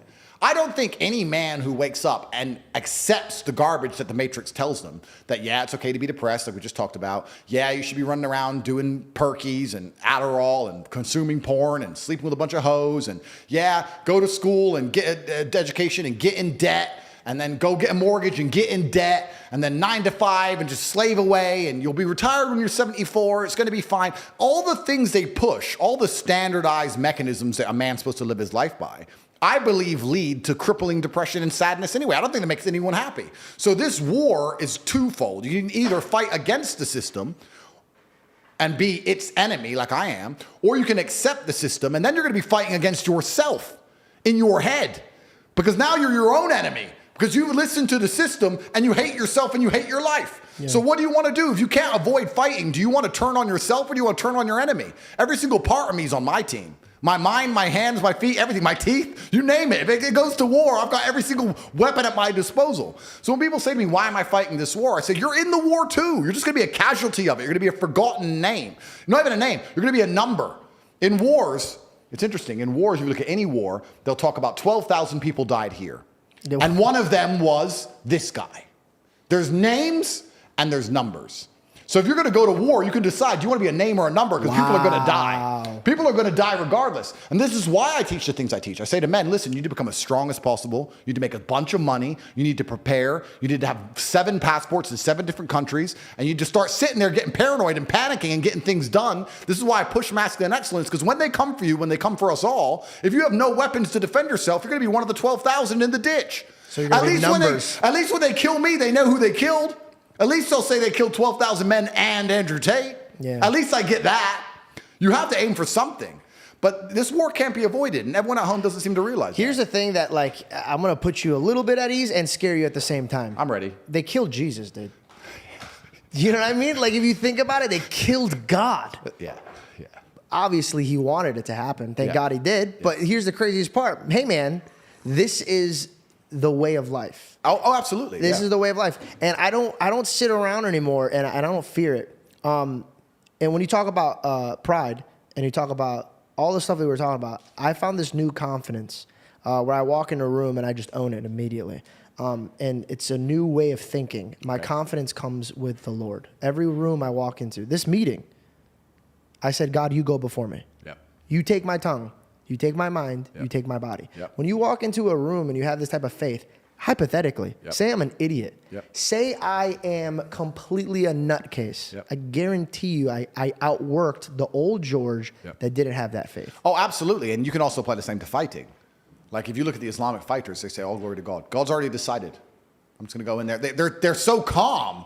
Yeah, and by the way, that's scary, It's dude. super scary. Yo, if you walk into a dude and he's just super calm, it doesn't care. Fuck all that. I don't even want to be here anymore. Absolutely. Yeah, like if I were to agree and if I were to do a fight now, I know that it's in God's hands. So I'd be as calm. I'd be nervous, of course, and I'd want to be nervous. But I'd know, like, look, this is in God's hands. God's already decided. Allah's the best of planners. He will decide if I need to win and destroy this man or if I need to lose and learn a lesson. Then it's up to God. That's working off of fear, not faith. Faith is so beautiful and you could use it, and fear is such a poison, bro. And I don't know if you've really hung out with people that have fear. It's an addictive personality. Oh, it's sticky. It's very sticky. Yeah. Very sticky. Have you ever watched something on TikTok or Instagram and then all day you're just thinking about it and you're like, this motherfucker can't leave my brain, dude. Yeah. I am now limiting myself on what I'm absorbing. Bro, I don't talk. I want to make this very clear. One of the best things about money is I've managed to create my reality absolutely. I don't talk to anyone I don't want to talk to. If you come to me and say, we can make $100 million, but I don't like your shirt, then you can get fucked. That's my life now. Because I don't need money and I don't like you. So that's who I am, right? So I've created my reality absolutely. And the number one thing I will not do is talk to negative people. I don't want to hear, I don't care what your story is. I don't care what happened. If all you do is complain, you are not around me because it is sticky. It's sticky to you. It's sticky to the universe. It leaves a residue. I don't want to hear it. Everyone around me is happy. And not only happy, we're the kind of people, if we're in a trench and we're getting shelled, we're laughing. Yep. We're like, missed. Woo-hoo. That's who we are. Bro, they just hit me with the largest Matrix attack on the planet. I should be destitute and disappeared. Here I am on your podcast. I just pulled up in a brand new sports car. I'm like a cockroach, and you drop the nuke to kill everyone, and the cockroach crawls out with Top G on the back. It's all hilarious, bro. It's a joke. Human trafficking for TikTok. The whole thing's a joke, but here I survive. So you have to be that person. And even my brother and I in jail, sometimes we just look at each other. We'd be sitting there in jail, and sometimes we'd look at each other and just burst out laughing. Like, this is so ridiculous. But I don't have time for negative people. And especially when negative people come out with their sub stories, I guess I'm kind of fortunate that God has put me through so many difficult things. When people tell me their sub stories, I'm sitting there going, is that it? You're a fuck up because of that? You should have seen what I had to do. Like, so I don't even want to hear it. I'm uninterested in it. And you're right. You have to be careful who you're around because you are the sum of the 5 people you spend the most time with. Yeah, you are who you hang out with. Dude, there's a reason why God says sheep. Yeah. We're sheep. Yep. We're all sheep, bro. I don't need to bring up my past, but my behaviors were intolerable because of the people around me. Oh, absolutely. You are who you hang out with. My father would tell me that all the time. He'd be like, hey, cut it out, bro. Yep. You need to stop hanging out with these people that are bringing you down. You know what's interesting about that point before we move on? It's really interesting that people understand. I've never met somebody who disagrees with the point. You are the person who you are the sum of the people you spend the most time with. Yeah. Everyone agrees with that. But then they hang around with dickheads. Well, you know why? Where's the disconnect between those 2 points? Because people like for other people to feel bad for them. They hang on to that. That's their identity. Sympathy. Yeah, it's their identity. What's their favorite emotion? Sympathy. Like we said earlier, their favorite emotion is sympathy. They're looking for sympathy. That's what they want. That's what makes them feel good. That's their favorite food. You have to choose what your favorite food is. My favorite food, I'll be honest with you, and I actually respect, and you give me a lot to think about. And without being arrogant, at my echelon, it's not often I sit down with somebody and they say something that makes me think. But you've given me something to think about, and I genuinely, I'm going to think about it. But my favorite food is pride. I don't know if that's a bad thing, but I love when my woman comes to me and goes, you know what? You just fix everything. They had you in jail, Andrew. You were supposed to be done. They're lying about you all over the MSM. They're saying you're a human trafficker. They stole all your money. They froze all your banks. Why am I on a jet with roses? Because I'm the top G. That's why. Because I'm that guy. She's like, you've just never failed. I've never seen you fail. So correct. I do not fail. I have something to tell you. And just randomly, I just learned about this, and it fits you so well. Sure. I read it again in the Bible. Okay? There's going to be so many people that are like, but yeah, I don't give a shit. No, but that's what the knowledge is. My grandma is from Alabama, and she's a strict Christian. And she's from Alabama, like down the sticks, in the middle of dirt mud, Alabama. And one of my aunts is a lawyer. And I remember my aunt, sorry to interrupt you. I love this. My aunt had a big court case coming up. And she'd spend half her time studying the case and half her time studying the Bible. And I remember being in her house. I must have been about 7 or 8 years old. And my mother asked her name is Liz, why are you reading the Bible so often? And she said, because that's where all the answers are. Amen. Yeah. So it's good wisdom, that you keep referencing it. Yeah. Like, I reference it because if I reference myself, I'm just leading you down a shit path. Yeah. And a lot of people get so annoyed. Like, you think you're so holier than thou. You think you're perfect. Then you're not listening to me. Yeah. I'm a filthy dummy. And I'm trying to get myself out of it. Yeah. Matthew asks Jesus, I don't get it, man. Why are you talking to them in parables? And Jesus says, because you were given access to understand. So check this out. You just said, now I'm thinking about the pride thing. I think that you weren't supposed to think about the pride thing. I think God needed you to think this way. But I think now you're moving on to a different season. Absolutely. Yeah. So I think you might need to reevaluate your tactics. And we change every day. Yeah. And that's the whole point of trials and tribulations and conversations. And that's the whole point of perspicacity in the first place. A lot of people lack it. Feedback is such an important thing. And feedback comes from life and from all areas. And we actually talked about this. I talked about this inside of my war room. I've got the private organization, the War Room, where people can join. And it's a masculine network. It's kind of like a boys' club. Kind of like guys, and we talk about making money and fitness and all these other things. But we were speaking, and a couple of the high-level war room guys said, Andrew, I want to learn to speak like you do. The way you talk on podcasts is why they're so monumentally successful. I want to speak like you do. How do you practice? How often do you practice? And I tried to explain to him. I said, brother, you're 42 years old. I'm 36 years old. You've been speaking longer than me. So it's not about practice. The difference between you and I is I pay attention and I make sure that I get feedback. So if I do a podcast, I will watch it back and write down every time I made a mistake or every time I could have used a different word. I will sit there and actually analyze my work to get better. You reflect. I reflect. If you don't reflect and you just speak, you stay shit. Reed told me, he goes, I've never met a man. And by the way, I didn't even notice about this. Like, have you ever seen like something you do all the time, you just don't even notice it? Yeah. And then somebody tells you and it fucks you up. You're like, oh, damn, dude, I do that. Yeah. I over reflect a lot. Yep. But here's the thing, dude. I realized this. As soon as he mentioned this to me, I realized how other motherfuckers do not reflect. At all. They'd rather watch other people than watch their fucking mouth, bro. That video where Jack Dorsey had a security guard and everybody was so mad at my opinion on it. Here's the thing, dude. Bad things happen.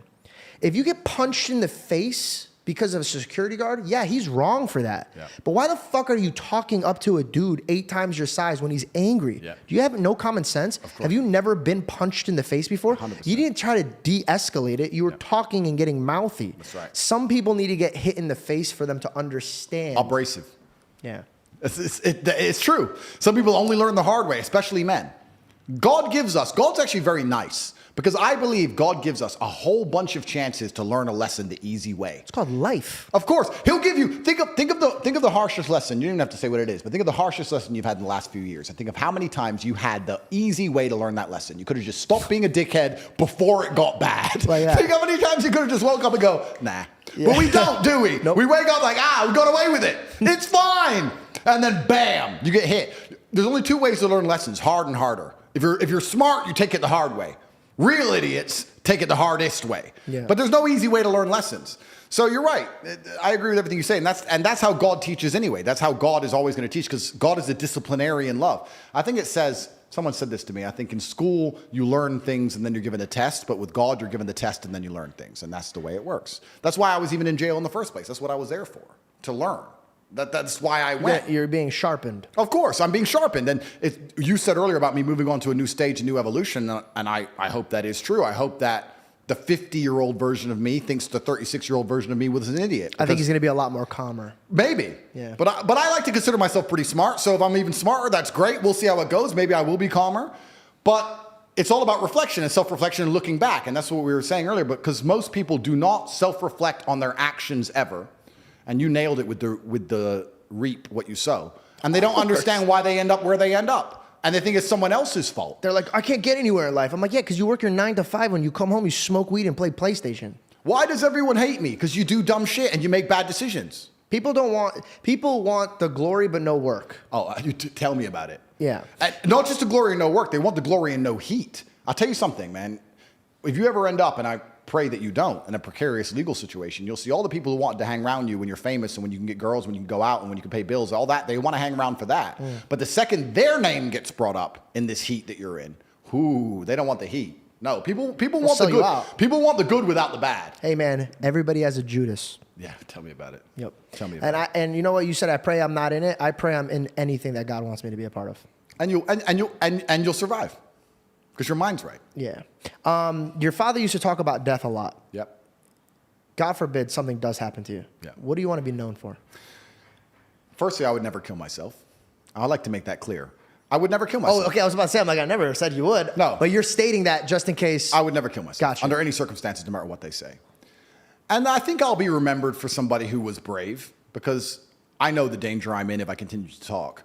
And when I say this, just like when I used to say about the Matrix and how they lied to us all during COVID, people didn't believe me.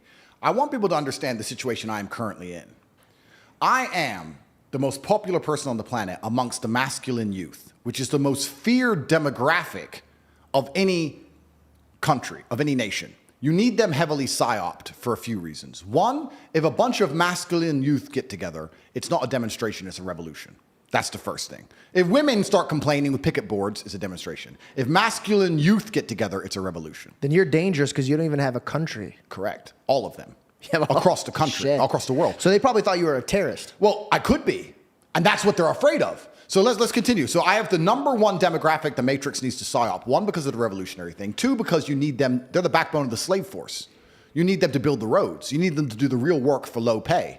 They're the backbone of the slave force. They do the worst, hardest jobs for the shittest money, and they're the most depressed and most unhappy, and the women don't want to date them because they ain't got a Lambo, and they're sitting there depressed and unhappy, working their ass off, paying their taxes. You need those men psyoped. You don't want me coming along saying there's another way. And third, you need them to die in the military. You need these people. And I'm sitting here speaking to the exact people they don't want me speaking to. UK schools have banned me. My name cannot be mentioned in school in the UK or you get detention, you get punished. What are you talking about? My name can't be banned. Google Andrew Tate banned English schools. In England, if a child or a student says my name, they are reprimanded. That doesn't make sense to me. How is there so much garbage in the world that is legitimately evil? And you could talk about it. Let me give an example. I don't think any man or woman should ever have the right to have their voice be taken. Let me give you an example. I love Jesus. Yep. But if somebody came up to me, flicked me off and be like, F your God, blah, blah, blah, this is that. Guess what? Hey, man, that's okay. Yeah. You have every right to say that. Yeah. So how is it even allowed? Well, that's the thing. So we go down this path where we talk about How is the mass not seeing that? That's a huge problem. Well, this is the thing, and this is why I talk about the fact that I'm afraid of assassination, and some people think I'm exaggerating. I'm banned from being discussed in British schools. They feel like my name being mentioned in and of itself is detrimental, and they ban my entire name. The problem is this. If I have huge control over the masculine youth, which the Matrix fear, I'm banned from schools. I'm discussed in UK Parliament as a problem. You get to a certain point, and there is a level you can reach which is considered a national security threat. You just said terrorism. National security threats. Do you know what happens once you're deemed a national security threat? All bets are off. Yeah, they're going to murder you. Oh, all bets are off. If you're a national security threat, they just shoot you. If a terrorist turns up, what do? You shoot him, right? So I'm teetering on the edge of national security threat, and I'm trying very hard not to. I'm going on podcasts and talking about God, motivation, doing the right thing, working hard, respecting your parents, loving your woman. I'm talking about all the good things, but I'm in this situation now where I'm so immensely popular. When I was in jail, people started planning demonstrations and riots, and from jail, I was like, no, don't do that. If people start burning buildings, they're never going to let me out. Yeah. They're going to keep me in there forever. Like, no, just write emails happily. Like, just stop. Happily, too. Happily. But it's true. You know, it's scary. You're but in this also, position. you want to teach men how to do it the right way. And I think when people are like, we got to fight for this cause, let's burn this lady's car. Yeah. To me, that's ridiculous. Of course. I don't know how we even got to a place where rioting is even a thing But this is another thing that's scary about power and influence, right? If I were to send a message on Twitter right now with the location and say, I'm going to be there in 2 days, with no promotion, no money, I wouldn't have to build a sexy video, nothing. There would be thousands and thousands of boys there. Is there one idiot? Probably. Is there one moron? I bet. Of course there is. There's a more. If you get a group of anybody, you're going to get one moron. Yeah. If that moron does something wrong, and he's been at my rally a few weeks before, whose fault is it? Dude, I just said this, and I got smoke for saying this. When Kai had his meetup, I wasn't angry at Kai, but I was trying to let them know that famous people nowadays have a little bit more access because we could just go straight to the phone. If you're in the 90s, TV shows, you watch them on the sitcom. But now because we could just dial right into your phone, if Kai goes, hey, I'm going to be in New York. Now, he never said burn New York. He never said break the cars. He never told anybody to do that. In fact, he wanted to just show up and have a great time with the people that love him. He had a great heart for it. But he has to take responsibility for that because none of those problems would have happened if he didn't tweet, I'm going to be there. Yeah. And that's the thing, right? So you have that level of responsibility to a degree is scary. And Kai, he's young, isn't he? Yeah. He's young, yeah. But he's, by the way, great kid. And the people were getting so mad and saying that I'm a huge fan of Kai. I love his content. I love his heart. Every time I see him, he has a great smile. On He's a great soul. I was just saying, you have to be, with great power comes what? Great responsibility. Okay. That's right. Yeah, no, and you're completely right. So then you have to tie all that in. So I am scared about the fact that someday someone's going to say, you know what, this guy's causing too much problems or he has too much influence. Can he just... Why wouldn't they do can that he just already? crash his car? Can his jet just crash? Can we just get rid of this guy? Because it fixes a lot of issues. And then you have to sit and say, is my life worth more than the trouble I'm causing to these people? They don't give a shit about me. They don't give a shit about anybody. So you do get to a position where it's scary. And then you have to sit and decide, well, do I want to sell my soul to the devil and cuck? Or do I want to just shut up and disappear, which is also cucking? Or do you want to live for something? And do you want to die as a name as opposed to a number? And I've made that decision, and I'll continue to do what I believe is best. But I think that also, and I want to say this here, I think it's the first time I've said it, I don't want to take too much credit. But I do believe the Matrix is cracking. I do believe now we live in an internet where you can say things you couldn't say 2 years ago. Yeah. Where information is different. Pendulum. Oh, it's swinging. It's swinging. And I feel like I'm a huge part of that. Dude, I'm not here to gas you up, because then I just look like the guy is sucking up to you. Again, there's a lot of things we disagree on, so I'm not sucking up to you. But I don't think anybody had the balls that you had. Oh, absolutely. I went guns blazing at them, at the Matrix. And I went guns blazing at them. And I said on an earlier podcast, I said, this is a 3-stage plan. The Note Boys asked me, and they said, you became the most famous man in the world. You became the most Googled person on the planet. Every single TikTok video is you. Why did you do this? I said, this is a 3-stage plan. Stage 1 was to become the most known person on the planet, and stage 2 was to get canceled. That's how you put a crack in the dam, for everybody to know who I am, and then know I'm canceled and try and find me somewhere else. And now, oh shit! So you wanted to get canceled to show that doesn't even matter. And I'm bigger than ever before. So technically, dude, this song has been sung before when Jesus died and then came back. Well. There's also and by the way, I'm not comparing you to Jesus. No, I want everybody to make sure. This song has also been sung. I don't know if it was Aristotle or Socrates. It was one of them who was assassinated for corrupting the masculine youth. So this song has also been sung. One of them, I can't remember which one, was put to death because they said he corrupted the masculine youth because he told them not to join the army. So it's scary, right? But part 2 was to get canceled because I believed when I came up with this whole idea, when I sat there and I became religious, because I realized there's so much evil in the world, God must exist. You can't equal and opposite force. Light has science. darkness. Light has a darkness. And I see so much pure evil. The devil must be real, which means God must be real. And I sat there and I decided, please remember, before I became massively overtly famous, I already had plenty of money. I didn't need money. I didn't need to do any of it. When I came up with my plan and I worked with the War Room, we put together a 1-year plan to become the most famous man on the planet, and I pulled it off and I did it. And my plan was to get canceled. And the reason was because I knew that the Matrix the dam had a bunch of pressure behind it. Everyone was tired of the censorship. But when you get canceled, you vanish. And I said, there's so much pressure behind the dam. The crack it needs is for someone to get canceled and stay relevant or become more relevant than before. Damn. Then people won't be afraid of getting canceled anymore. So then they'll start to talk. And when I got canceled, and I moved to Rumble, and I put together the whole big Rumble thing, and I put together my final message, and I said my unmatched perspicacity coupled with sheer indefatigability makes me a feared opponent in any realm of human endeavor. And I sat down with Patrick Bet David, and I said, they fucked up. They shouldn't have deleted me. They sitting around thinking they've got rid of me. They made a mistake. And then the Matrix got pissed off. I got bigger, so they threw me in jail, which made me bigger. So like all of this. Oh, so maybe that's why they don't want to assassinate you, dude. But that's the final solution. I know, but I shut up. But think about all the people that get assassinated, bro. Like they become Mars. You know, it's interesting. I won't say who, but a very famous and very intelligent right-wing commentator said to me when I was talking to him about all of this, and he agreed with every single word I said. He said, the only way out is through. You have to get so big they're scared to kill you. It's the only way, or they're going to get rid of you. If you stay in the middle, you're going to go. You have to get so big that killing you will cause the problems they don't want you to cause alive. Have you ever read Job? No. Job is a man, and the devil comes up to him, and he goes, of course, he worships you. You gave him everything. Yeah. And God goes, okay, fine, go test him, but you can't take his life. You can do anything you want. I think carry on, but you can't take his life. Yeah. And he does. And so the tactic is, we got to remember that life is held in God's hands, not the devil's hands. Yep. So this whole entire demons or these matrix or anything that they want, as much as powerful as we all think they are, they only move when God wants them to move. I agree with you. And when I came to this industry, my mom said one thing, because I was scared. I was scared of the Illuminati. I was scared of all this stuff. Yeah. And my mom hit me with a reference that had to do with my industry. Yep. And she goes, if God says action, who has the authority to say cut? I love that. You want to take a quick smoke break and then come back? Because I have to pee really bad. And I haven't even touched my notes. Let's do it. Okay. Oh, God, I drink so much water.